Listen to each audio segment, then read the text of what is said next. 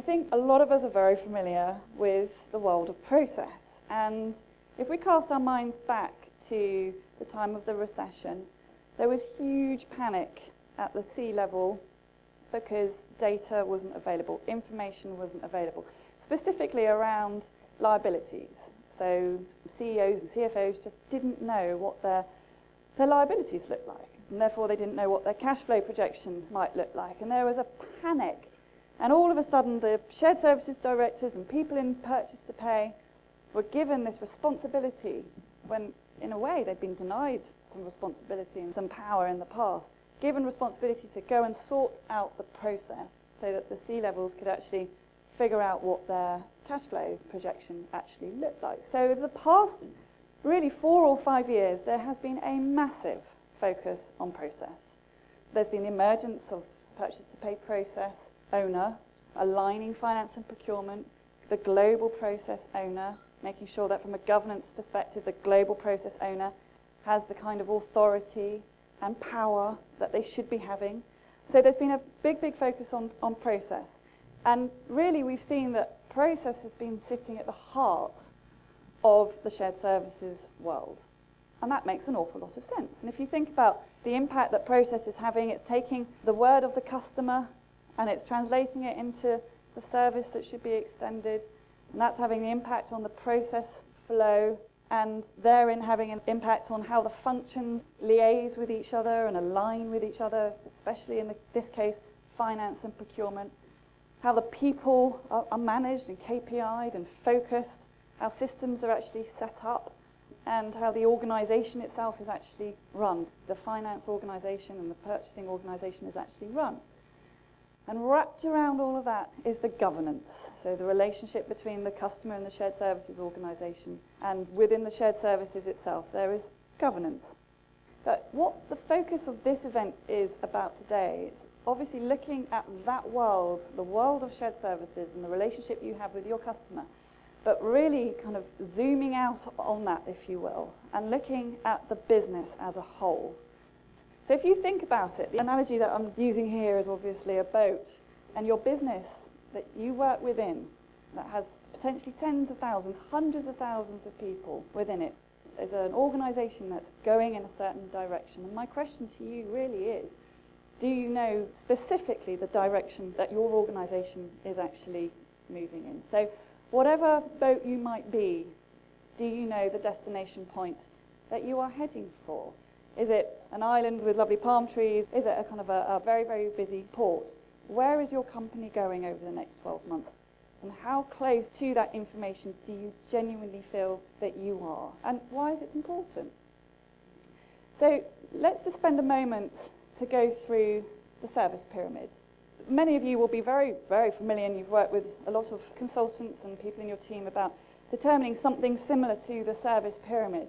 But really, if you spend a little bit of time at the top, really understanding what the needs of the business actually are, and we're not just talking about their purchase to pay needs, we're talking about the business needs, and really throwing the discussion open even more, and understanding what the next 12 months genuinely look like for the organisation. If you were to ask your CEO, your CFO, what does success look like for you in 12 months' time, and they articulate it, and you extrapolate that back to your service delivery and your process, how plugged in is that service and that process? So starting off with understanding the needs of the business, and then translating the business needs into very succinct service deliverables. So everybody in the organisation knows what the service is that your shared services or your purchase to pay organisation is actually offering, and it's extended in a language that they understand. So it's maybe not about processing invoices as such. It's not about the jargon that we are all wholly familiar with, but it's the language that they understand, and it's language that resonates with them. And then mapping, managing, and developing processes to absolutely support that service deliverable that you've offered out there to the business. And then organise your functions accordingly. I think in the past, some of us have been very guilty of maybe looking at the world in a very functional way, and walls go up around a function. So looking at the process and then organising functions below that can be a very empowering way to look at process delivery. So this is the service pyramid, and this really is the context within which we're having this discussion today. So it's not just about purchase to pay, and there's a reason why we didn't call this event purchase to pay, because that sets the mind at looking at process. This is about source to settle as a service, and thinking about how the process might look beneath that in order to offer the service that the business genuinely needs. So if you look at this service pyramid, that starts triggering a lot of questions. And I'm sure questions that you've been asking yourself, acting on within your organisation. But just to kind of recap what those questions might be, it's how well do you really know your customer? Critically, how well do you understand what's stopping your customer from being the success that it actually wants to be? And coming back to that point, how well do you feel like you know what that success actually looks like? And when was the last time that you actually connected with your CFO or CEO and talked about the objectives, the roadmap for the next 12 months? When was the last time that conversation actually took place? How regularly does that conversation take place? And really, how does the CEO or the CFO perceive the shared services organisation to really help him or her achieve that success? And how suitably do you believe that you're offering a service to the business that fits in with its actual needs and aspirations? So we wanted to find out a little bit about who we have in the room and to start collecting some data from you to just really examine a few points, again, within that context. So we did some analysis, which I'm going to share with you over the next 5 minutes or so. And just to share with you some characteristics from the people that responded, we had about 50 of you responding to the pre-conference survey, so thank you very much for that. And the first one is regarding maturity. We have mature shared services organisations here, in that about 43% of shared services organisations here have been operating for 2 to 5 years. So I'd say that's moving into the realms of being relatively mature, probably standardised, you've probably consolidated your systems, and you're focusing now on continuous improvement. And then we've got about 4.1% coming in at 6 to 10 years old, and 12% coming in at 11 years or older. And then, as far as scope is concerned, the thing I like about this, whenever we ask this question, the percentage that represents respondents running multifunctional or regional or global shared services organisations just gets bigger and bigger over time.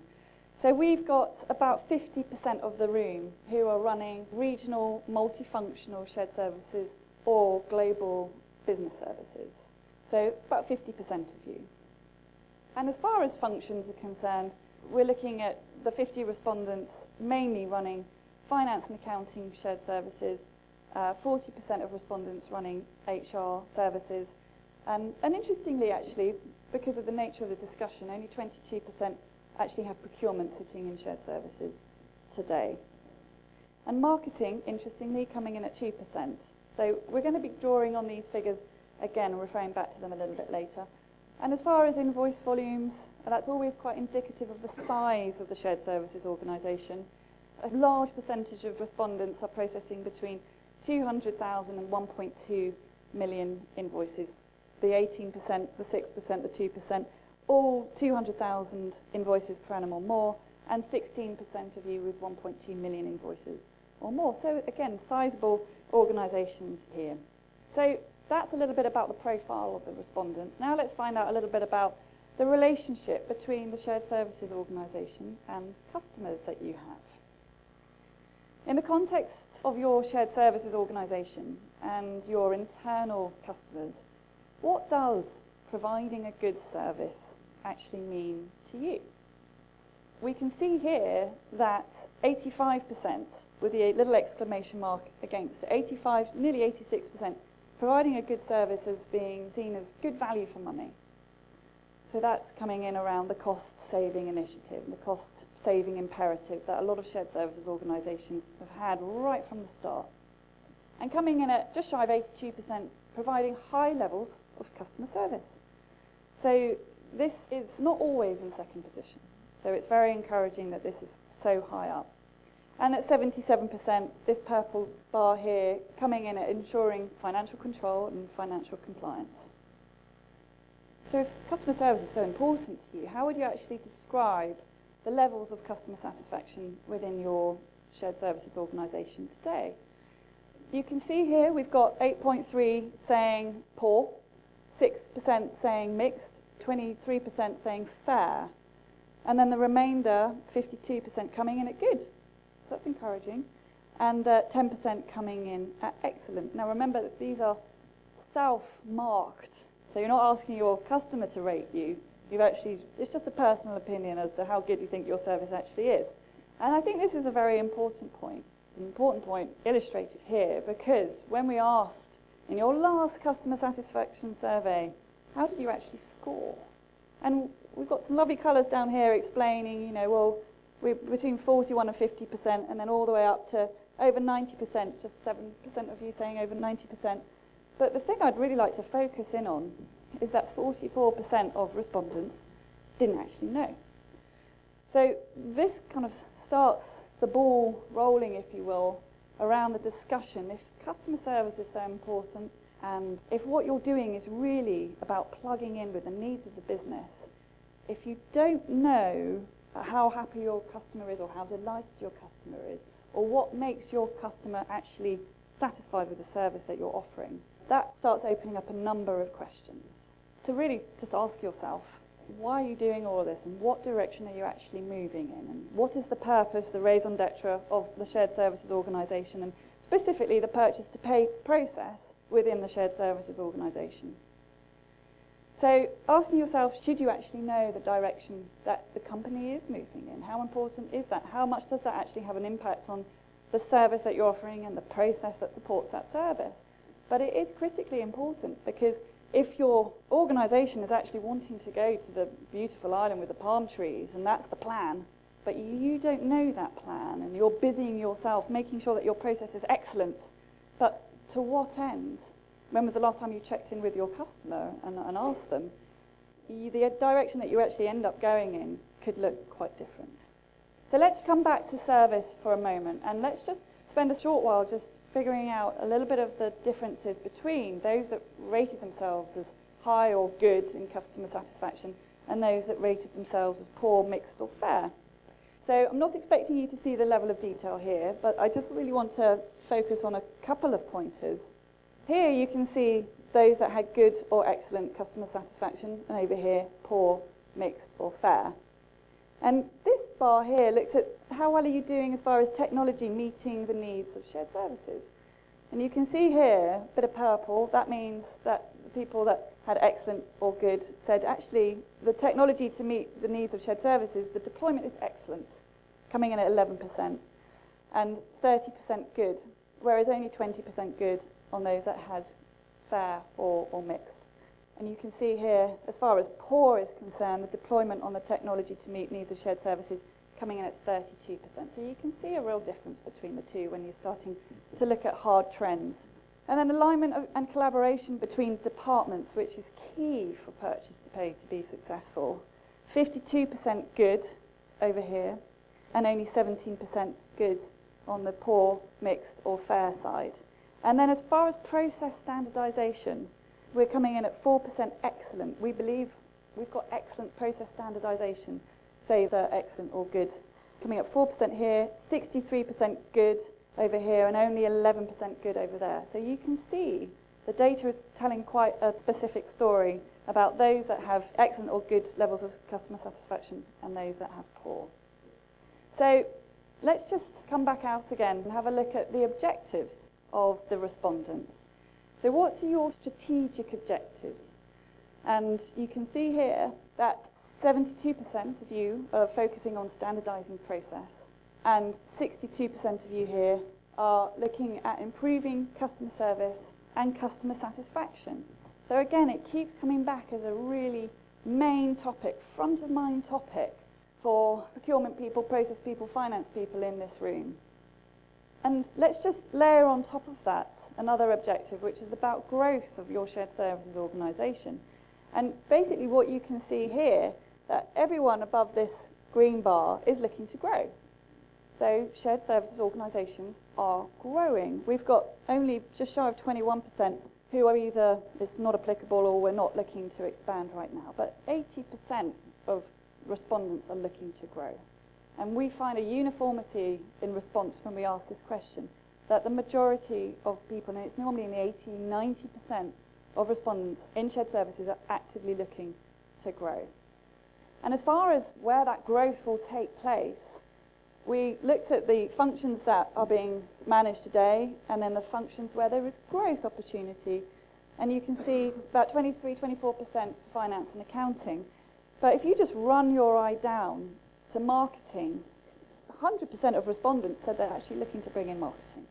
So what this tells us is that the shared services world is now beginning to think about, okay, well, what the customer needs, I want to be that point of contact, whatever that support function is, and whatever that support need is, we want to be the single help desk that they call in order to make our boat get to its destination point more elegantly, more efficiently, and faster than the competition. Let's just spend a moment thinking about what it is that's stopping you then, perhaps, from meeting your objectives. And what's coming in here, again, is process variation, so there's going to be a lot of focus on process and standardization over the 2 days, again in the context of the service that you're looking to deliver. Interestingly, we've got at the top that actually poor levels of customer service is actually only a small thing. It's not really stopping you from meeting your needs.